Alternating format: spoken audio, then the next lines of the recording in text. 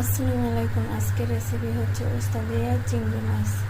উস্তা কেটে দিয়ে রাখছি, চিংড়ি মাছ, পেঁয়াজ মরিচ রসুন কেটে দিয়ে রাখছি। তেল গরম হচ্ছে, চিংড়ি মাছ ভেজে নিচ্ছি। ভাজা হলে উস্তা দিয়ে দেবো। এখন উস্তা দিয়ে দেব। উস্তা দিয়ে দিচ্ছি, পেঁয়াজ দিয়ে দেবো। পেঁয়াজ দিয়ে দিচ্ছি,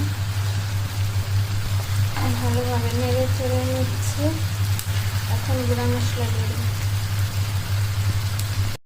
সব গুঁড়া মশলা দিচ্ছি, ধনিয়া, জিরা, হলুদ, লবণ। এই তো আমার রান্না শেষ। মাশাআল্লাহ, অনেক মজা হয়েছে।